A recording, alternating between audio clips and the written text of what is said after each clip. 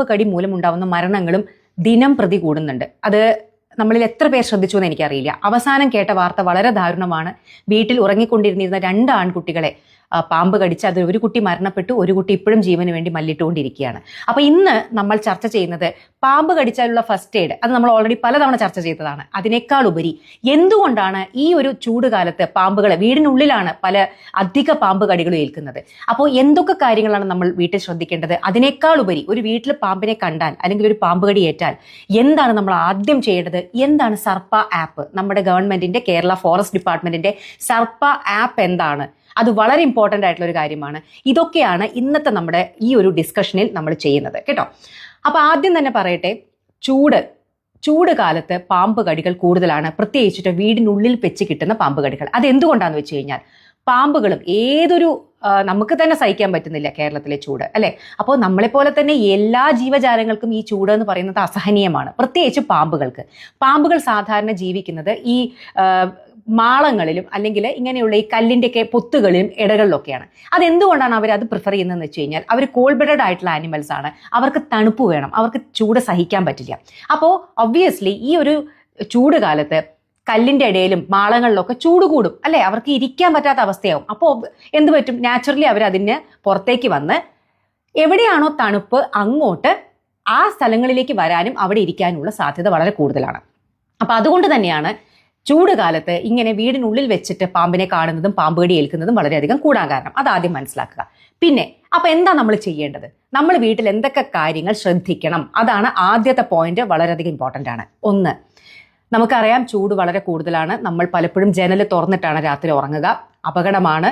അപ്പോൾ അത് ജനൽ അടച്ചിട്ട് കഴിഞ്ഞാൽ നമുക്ക് ചൂടെടുക്കും എന്നുള്ളത് എനിക്ക് മനസ്സിലാവും. പക്ഷേ ഈ പറയുന്ന പല കേസുകളിലും ജനൽ വഴിയാണ് ആ പാമ്പുകൾ ഉള്ളിലേക്ക് കയറിയിരിക്കുന്നത്. സോ ജനൽ തുറന്നിട്ട് ഉറങ്ങുക എന്ന് പറയുന്നത് അതൊരു റിസ്കി കാര്യമാണ്. അറ്റ്ലീസ്റ്റ് കുട്ടികൾ ഉറങ്ങുന്ന സ്ഥലത്തെങ്കിലും ജനൽ അടച്ച് തന്നെ ഇടണം. രണ്ടാമത്തേത്, ജനലിന്റെ ഭാഗത്തേക്ക് പല മരങ്ങളുടെയും ചില്ലകളുടെയും അല്ലെങ്കിൽ ഇങ്ങനെ നമ്മൾ ഈ ക്രീപ്പേഴ്സ് എന്ന് പറയും, അതായത് ഇങ്ങനെ പടർന്നു വളരുന്ന, ഇപ്പോൾ ബൊഗൈൻ വില്ല അല്ലെങ്കിൽ പടർന്നു വളരുന്ന ചെടികൾ, ഇപ്പം മണി പ്ലാന്റ്, അങ്ങനത്തെയൊക്കെ പല സംഭവങ്ങളും നമ്മുടെ ജനലിൻ്റെ അടുത്തുണ്ടായിരിക്കും. അപ്പോൾ അങ്ങനെ എന്തെങ്കിലും ഒരു മരത്തിൻ്റെയോ ചെടിയുടെയോ ഭാഗം നിങ്ങളുടെ ജനലിൻ്റെ അങ്ങോട്ട് ടച്ച് ചെയ്ത് നിൽക്കുന്നുണ്ടെങ്കിൽ അത് കട്ട് ചെയ്ത് കളയണം. അതുവഴിയും വളരെ എളുപ്പത്തിൽ അവർക്ക് പാമ്പുകൾക്ക് വരാൻ സാധിക്കും. മൂന്നാമത്തെ കാര്യം, ഉറങ്ങുന്നതിന് മുമ്പ് കുട്ടികളുടെ ബെഡ് അതൊന്ന് തട്ടിക്കുടഞ്ഞ് വിരിക്കുക. ഓക്കെ, ഇപ്പൊ ഈ കുഞ്ഞിന്റെ കാര്യത്തിൽ തലയണയുടെ അടിയിലായിരുന്നു ഈ കുട്ടികളുടെ പാമ്പ് ഉണ്ടായിരുന്നത്. അവർക്ക് അറിയാൻ പറ്റിയില്ല. ആക്ച്വലി പാമ്പ് കടിയാണെന്ന് തന്നെ മനസ്സിലാക്കാൻ സമയമെടുത്തു. അവരത് ഭക്ഷ്യവിഷബാധയാണെന്നാണ്, കാരണം പാമ്പിനെ കണ്ടിട്ടുണ്ടായിരുന്നില്ല. സോ അത്രത്തോളം അപ്പൊ ട്രീറ്റ്മെന്റിൽ ഡിലേ ആവുക ചെയ്യുന്നത്. അപ്പൊ ഒരിക്കലും നമ്മളെല്ലാവരും കിടന്നുറങ്ങുന്നതിന് മുമ്പ് നമ്മൾ കിടന്നുറങ്ങുന്ന സ്ഥലം, അത് തലയണ, ബെഡ്ഷീറ്റ്, അങ്ങനെ കമ്പിളി എന്തൊക്കെ ഉണ്ടോ അതെല്ലാം ഒന്ന് തട്ടിക്കുടഞ്ഞ് ഒന്നും അതിനടിയിലില്ല എന്നുള്ളത് ഉറപ്പ് വരുത്തണം. അത് മൂന്നാമത്തെ കാര്യം. നാലാമത്തേത്, ഷൂസ്. എത്രയോ തവണ നമ്മൾ കണ്ടിട്ടുണ്ട്, അല്ലേ? ഷൂസിന്റെ ഉള്ളിലൊക്കെ ഇവർ വന്നിരിക്കും, കാരണം തണുപ്പുള്ള സ്ഥലമാണ്. അപ്പൊ അതുകൊണ്ട് കുട്ടികളായാലും വലിയ ആളുകളായാലും ചെരുപ്പ് നമ്മൾ ഇടുന്നതിന് മുമ്പ്, പ്രത്യേകിച്ചൊരു ഷൂസ്, അതൊന്ന് തട്ടുക, അതായത് അതിൻ്റെ ഉള്ളിലൊന്നും ഇല്ല എന്നുള്ളത് ഉറപ്പ് വരുത്തുക. അഞ്ചാമത്തേത്, പൈപ്പുകൾ വളരെ ഇമ്പോർട്ടൻ്റ് ആണ്. നമ്മൾ വീട്ടിൽ ഉപയോഗിക്കുന്ന, പ്രത്യേകിച്ച് കിച്ചണിൽ നിന്നും അങ്ങനെയൊക്കെയുള്ള പൈപ്പുകൾ പുറത്തേക്ക്, ഇപ്പോൾ ഡേർട്ടി വാട്ടറൊക്കെ പോകുന്ന അല്ലെങ്കിൽ നമ്മുടെ വാഷിംഗ് മെഷീൻ്റെ വെള്ളം പോകുന്ന ഇങ്ങനെയുള്ള പല പൈപ്പുകളും കുറേ പുറത്തായിരിക്കും ഓപ്പൺ ചെയ്ത്, അതിൻ്റെ ഓപ്പണിംഗ് പുറത്തായിരിക്കും. പലപ്പോഴും അതിൻ്റെ ഉള്ളിലൂടെ ഈ പാമ്പുകൾ നമ്മുടെ വീടിൻ്റെ ഉള്ളിലേക്ക്, പലപ്പോഴും വാഷിംഗ് മെഷീൻ്റെ അല്ലെങ്കിൽ നമ്മുടെ കുളിമുറിയുടെ ഉള്ളിലേക്കൊക്കെ വരാനുള്ള സാധ്യതയുണ്ട്. അപ്പോൾ ഏതെങ്കിലും പൈപ്പുകളുടെ പുറം ഭാഗം, അതായത് നമ്മുടെ വീട്ടിൽ നിന്ന് വെള്ളം പോകുന്ന പൈപ്പുകളുടെ ഓപ്പൺ എൻഡ് നിങ്ങളുടെ ഏതെങ്കിലും പരിസരത്ത് ഓപ്പൺ ആയിട്ട് നിൽക്കുന്നുണ്ടെങ്കിൽ അത് എന്ത് ചെയ്യണം? അതിലൊരു വലയിടുക, അതൊരു നെറ്റ് അടിക്കുക. ഒരിക്കലും ഒരു പാമ്പിനുള്ളിലേക്ക് കയറാൻ പറ്റാത്ത രീതിയിൽ വെള്ളം പുറത്തേക്ക് പോകണം, എന്നാൽ ഒന്നും ഉള്ളിലേക്ക് കയറരുത്. അപ്പൊ അത് നെറ്റ് അടിച്ചിട്ട് അതിന്റെ ആ ഒരു ഓപ്പൺ എൻഡ് നിങ്ങൾ സെക്യൂർ ചെയ്യണം. അടുത്തത്, ആറാമത്തേത്, വീട്ടിന്റെ 4 വശവും നമുക്കറിയാലോ, പലപ്പോഴും ഈ എലിയനൊക്കെ പിടിക്കാനാണ് പാമ്പുകൾ വരിക. വൃത്തി വളരെ ഇമ്പോർട്ടൻ്റ് ആണ്. കാടും പടലൊന്നും പിടിക്കാതെ കാടൊക്കെ നല്ല വൃത്തിയായിട്ട് വെട്ടി വൃത്തിയാക്കി വീടിന് ചുറ്റുമുള്ള ശുചിത്വം വളരെ ഇമ്പോർട്ടൻ്റ് ആണ് കേട്ടോ. അപ്പോൾ അത് 2 രീതിയിലാണ്. കാടും പടലും ഉണ്ടെന്നുണ്ടെങ്കിൽ അതിലും പാമ്പുകൾ ഉണ്ടാവും, അല്ലെങ്കിൽ വൃത്തിഹീനമായ ചുറ്റുപാടിലാണ് എലി പോലെയുള്ള സംഭവങ്ങൾ ഉണ്ടാവുക, അതിനെ പിടിക്കാൻ പാമ്പുകൾ വരും. അപ്പോൾ ഈ 2 കാര്യങ്ങളും വീടിൻ്റെ 4 ഭാഗവും വൃത്തിയാക്കണം. അടുത്ത 8ാമത്തെ കാര്യം എന്ന് പറയുന്നത് പ്ലാന്റ്സ്. നമ്മളെല്ലാവരും വീട്ടിൽ ചെടികൾ വളർത്തുന്നതാണ്. അപ്പൊ ചെടികൾ നമ്മൾ നനയ്ക്കും, അതിൽ നല്ല തണുപ്പുണ്ടായിരിക്കും. ഒബ്വിയസ്ലി പാമ്പുകൾ ആ തണുപ്പുള്ള സിറ്റുവേഷനിലേക്ക്, ചെടിച്ചട്ടിയുടെ അടിയിൽ, ചെടികളുടെ ഉള്ളിൽ. അപ്പോൾ ചെടികൾ വളർത്തുന്നതൊക്കെ നല്ലത് തന്നെയാണ്. പക്ഷേ അത് വളരെ വൃത്തിയായിട്ട് അതിൻ്റെ അടിഭാഗവും ചട്ടിയും ഒക്കെ വൃത്തിയായിട്ട് നിങ്ങൾ നോക്കണം. അപ്പോൾ ഒരിക്കലും അശ്രദ്ധമായിട്ട് അതിൻ്റെ ഇടയിലൂടെ ഒന്നും നടക്കരുത്. അപ്പോൾ ചെടികൾ വളർത്തരുതെന്നല്ല ഞാൻ പറയുന്നത്, പക്ഷേ വളരെ ഇമ്പോർട്ടൻ്റ് ആയിട്ടുള്ളൊരു കാര്യമാണ്. ചെടിച്ചട്ടിയുടെ ഉള്ളിലും ചെടിച്ചട്ടിയുടെ അടിയിലൊക്കെ ഇത് ഇരിക്കാനുള്ള സാധ്യതയുണ്ട്, ശ്രദ്ധിക്കുക. പിന്നെ ഞാൻ പറഞ്ഞ പോലെ ഈ ബൊഗെയിൻവില്ല പോലെ പടർന്ന് വളരുന്ന ചെടികൾ, ക്രീപ്പേഴ്സ്, ഇങ്ങനെ പടർന്ന് പോകുന്ന ചെടികൾ വളരെ ഇമ്പോർട്ടൻ്റ് ആണ്. ചെടികളൊക്കെ എനിക്കും ഇഷ്ടമാണ്, പക്ഷേ ഇങ്ങനത്തെ ചെടികളിലാണ് ഇത് ഏറ്റവും കൂടുതൽ നമ്മൾ കാണില്ല. അപ്പോൾ അങ്ങനത്തെ ഇതൊക്കെ വീടിലേക്ക് പടർന്നിട്ടുണ്ടെങ്കിൽ വെട്ടിക്കളയണം. അപ്പോൾ ഇത്രയും കാര്യങ്ങൾ. പിന്നെ ഉള്ളത് അടുക്കള വിറക്, നമ്മുടെ വർക്ക് ഏരിയ വളരെ ഇമ്പോർട്ടൻ്റ് ആണ്. പലപ്പോഴും നമ്മൾ അവിടെ വിറക് സൂക്ഷിച്ചിട്ടുണ്ടാവും. പ്രത്യേകിച്ചിട്ട് ഇപ്പോഴത്തെ ഒരു കാലഘട്ടത്തിൽ ഗ്യാസിൻ്റെ ഒക്കെ പ്രശ്നങ്ങളുണ്ട്. വിറക് എപ്പോഴും നമ്മൾ സൂക്ഷിക്കും. ഈ വിറകിൻ്റെ അവിടെയും ഈ തണുപ്പ് കാരണം അവർ വന്ന് കിടക്കും. അപ്പോൾ നമ്മുടെ വർക്ക് ഏരിയ, അടുക്കള ഏറ്റവും കൂടുതൽ നമ്മൾ ശ്രദ്ധിക്കേണ്ട കാര്യങ്ങളാണ്. ഇനി AC. ഇന്നലെ ഞാൻ കണ്ടൊരു വാർത്തയാണ്, ഒരു വീട്ടിലെ AC-യുടെ ഉള്ളിൽ നിന്ന് 5 പാമ്പുകളെ പിടിച്ചു എന്ന്. അതെങ്ങനെയാണ് വന്നതെന്ന് വെച്ച് കഴിഞ്ഞാൽ, ഈ AC-യുടെ അങ്ങോട്ട് എന്തോ ഒരു മരത്തിന്റെ ചില്ല നിൽക്കുന്നുണ്ടായിരുന്നു. അതിൽ കൂടെ AC-യുടെ ഏതൊക്കെയോ ഒരു ക്രാക്ക് എന്തോ ഉണ്ടായിരുന്നു. ആ ക്രാക്കിന്റെ ഉള്ളിൽ കൂടെ AC-യുടെ ഉള്ളിൽ വന്നിരുന്നു. അപ്പോൾ പറഞ്ഞത് ഇങ്ങനത്തെ സംഭവങ്ങളെല്ലാം നമ്മൾ ഒരിക്കലും ഇപ്പോൾ ഞാനൊരു റോഷ്നി ഉണ്ടല്ലോ നമ്മുടെ റെസ്ക്യൂർ, അവർ പറയായിരുന്നു ഫ്രിഡ്ജിന്റെ ഉള്ളിൽ നിന്ന് വരെ പാമ്പിനെ കിട്ടിയിട്ടുണ്ടെന്ന്. അപ്പോൾ ഈ ഒരു സംഭവത്തിൽ, ഈ ഒരു സാഹചര്യത്തിൽ, ചൂടിൽ എവിടെയാണ് ഇവർ വന്നിരിക്കുക എന്ന് പറയാൻ പറ്റില്ല. അപ്പോൾ അതുകൊണ്ട് തന്നെ ഈ പറയുന്ന സംഭവങ്ങളൊക്കെ നിങ്ങൾ ശ്രദ്ധിക്കണം കേട്ടോ. ഇനി അടുത്തത്, ഒരു പാമ്പിനെ കണ്ടു കഴിഞ്ഞാൽ എന്താണ് ചെയ്യുക? തല്ലിക്കൊല്ലുക, അല്ലെങ്കിൽ അതിനെ നിങ്ങളുടെ ജീവൻ അപകടത്തിലാക്കാൻ ഒരിക്കലും നിങ്ങൾ നിൽക്കരുത്. പാമ്പിനെ കൊല്ലേണ്ട ആവശ്യമില്ല. നിങ്ങൾ ശ്രദ്ധിക്കേണ്ടത് പാമ്പ് എവിടെയാണെന്ന് കൃത്യമായിട്ട് ലൊക്കേറ്റ് ചെയ്യുക, അതെങ്ങോട്ട് പോകുന്നു എന്ന് നിരീക്ഷിക്കുക. നിങ്ങൾ സേഫ് ആയിട്ടുള്ള ഡിസ്റ്റൻസിൽ നിന്ന് നിരീക്ഷിക്കുക. അടുത്തത് ഞാൻ പറഞ്ഞുതരാൻ പോകുന്നതാണ് വളരെ ഇമ്പോർട്ടൻ്റ് ആയിട്ടുള്ള ഒരു കാര്യം.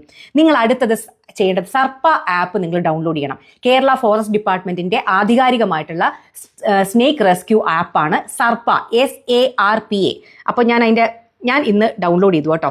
കാരണം ഇതാണ് ആപ്പ്, നിങ്ങൾക്ക് അതിൽ കാണാൻ പറ്റുമായിരിക്കും. സർപ്പ, SARPA. അതിന്റെ ഫുൾ ഫോം ഞാൻ വായിക്കാം. ഞാനിവിടെ എഴുതി വെച്ചിട്ടുണ്ടായിരുന്നു, ഒരു minute. Yes, snake awareness rescue and protection app എന്നാണ്. Snake awareness rescue and protection app, SARPA, Sarpa app. ഇതാണ് ആ ആപ്പിന്റെ ലോഗോ. ഇത് നിങ്ങൾ ഇന്ന് തന്നെ, ഞാൻ എന്തായാലും ഡൗൺലോഡ് ചെയ്ത് വെച്ചു.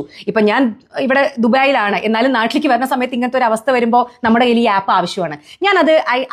നമ്മൾ ഡൗൺലോഡ് ചെയ്ത് കഴിഞ്ഞാൽ ആദ്യത്തെ പോലെ തന്നെ അതിൽ നമ്മൾ രജിസ്റ്റർ ചെയ്യണം. നമ്മുടെ മൊബൈൽ നമ്പർ, നമ്മുടെ ഇമെയിൽ ID എന്തെങ്കിലും വെച്ച് നിങ്ങൾക്ക് രജിസ്റ്റർ ചെയ്യാം. OTP വരും. OTP വന്ന് നമ്മൾ ആക്സെപ്റ്റ് ചെയ്ത് കൊടുത്തു കഴിഞ്ഞാൽ അതിൻ്റെ ഉള്ളിലേക്ക് പോകും. നോക്കൂ, ഞാൻ നോക്കുമായിരുന്നു, വളരെ വളരെ എന്തൊരു ഹെൽപ്ഫുൾ ആയിട്ടുള്ള ആപ്പാണ് അറിയോ. ഇത് നമ്മൾ സൈൻ ഇൻ ചെയ്ത് കഴിഞ്ഞാൽ തന്നെ നിങ്ങളുടെ ലൊക്കേഷൻ ഓൺ ചെയ്ത് കഴിഞ്ഞാൽ, മാപ്പിൽ നമ്മൾ ലൊക്കേഷൻ ഓൺ ചെയ്ത് കഴിഞ്ഞാൽ നമ്മുടെ ലൊക്കേഷൻ അത് ഓട്ടോമാറ്റിക്കലി ക്യാപ്ചർ ചെയ്യും. അതിനുശേഷം നിങ്ങൾക്ക് ഇതിൽ എന്ത് വേണമെങ്കിൽ, ഇതിൽ കുറേ ഓപ്ഷൻസ് ഉണ്ട്. റിപ്പോർട്ട് എ സ്നേക്ക്, നിങ്ങളൊരു പാമ്പിനെ കണ്ടു, റിപ്പോർട്ട് എ സ്നേക്ക് ബൈറ്റ്, ഒരു പാമ്പ് ആരെങ്കിലും കടിച്ചു, പിന്നെ സ്നേക്ക് ഐഡന്റിഫിക്കേഷൻ, നിങ്ങൾക്ക് ഈ പാമ്പ് ഏതാണെന്ന് അറിയണം. അങ്ങനെ എന്ത് ആവശ്യമാണെങ്കിലും, റിസോഴ്സസ്, ആളുകളെ, സ്നേക്ക് റെസ്ക്യൂറിനെ വിളിക്കാൻ, ഹോസ്പിറ്റൽ ലിസ്റ്റ്, അടുത്തുള്ള സ്നേക്ക്, ആന്റി സ്നേക്ക് വെനമുള്ള ഹോസ്പിറ്റൽ ഏതാണ്, ഫസ്റ്റ് എയ്ഡ്, ഐഡന്റിഫിക്കേഷൻ, നിങ്ങൾക്ക് ഒരു പാമ്പ് കടി ഏറ്റു കഴിഞ്ഞാൽ നിങ്ങൾക്ക് ഏത് തരം ഹെൽപ്പാണോ വേണ്ടത്, അതെല്ലാം, ആ ഓപ്ഷൻസ് മുഴുവൻ ഈ ആപ്പിലുണ്ട്. അപ്പോൾ നിങ്ങളുടെ ലൊക്കേഷൻ കൊടുത്തു കഴിഞ്ഞു കഴിഞ്ഞാൽ നിങ്ങളുടെ ഏറ്റവും അടുത്തുള്ള സ്നേക്ക് റെസ്ക്യൂറിന്റെ നമ്പർ അടക്കം ഇതിൽ വരും, നിങ്ങൾക്ക് അവരെ വിളിക്കാം. അപ്പോൾ എന്തൊരു ഹെൽപ്ഫുൾ ആയിട്ടുള്ള ആപ്പാണ് അറിയോ. ഞാൻ ആക്ച്വലി ഇത് അത്ര ശ്രദ്ധിച്ചിട്ടുണ്ടായിരുന്നില്ല. ഇത് കണ്ടപ്പോൾ ഉടൻ തന്നെ ഞാനിത് ഡൗൺലോഡ് ചെയ്ത് വെച്ചു. നിങ്ങൾ എല്ലാവരും ഈ പറയുന്ന സർപ്പ ആപ്പ് നിങ്ങൾ ഡൗൺലോഡ് ചെയ്യണം.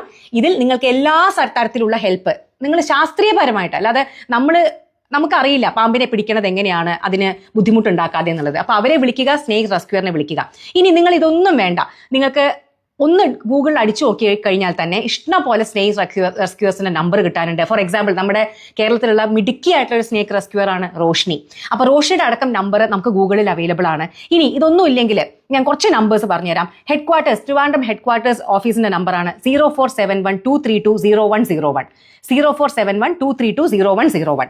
ഇനി എറണാകുളം ഫോറസ്റ്റ് ഇത്തരത്തിലുള്ള കാര്യങ്ങൾ എറണാകുളം ഭാഗത്താണെന്നുണ്ടെങ്കിൽ 9188407530, അല്ലെങ്കിൽ 9188407524, ഈ നമ്പറുകൾ. ഇനി കുറേ റേഞ്ച് ഓഫീസിന്റെ നമ്പറുകൾ കൊടുത്തിട്ടുണ്ട്. അതായത് പാലോട്, പരുത്തിപ്പള്ളി, അങ്ങനെയുള്ള കുറേ റേഞ്ച് ഓഫീസേഴ്സിന്റെ നമ്പർ ഉണ്ട്. ഇതൊക്കെ നിങ്ങൾക്ക് ഗൂഗിളിൽ അവൈലബിൾ ആണ്. ഞാൻ എടുത്തത് ഗൂഗിളിൽ നിന്നാണ്. അപ്പൊ നിങ്ങൾ ഇതൊന്ന് ഗൂഗിളിൽ അടിച്ചു നോക്കിക്കഴിഞ്ഞാൽ ഈ നമ്പറുകളെല്ലാം നിങ്ങൾക്ക് കിട്ടും.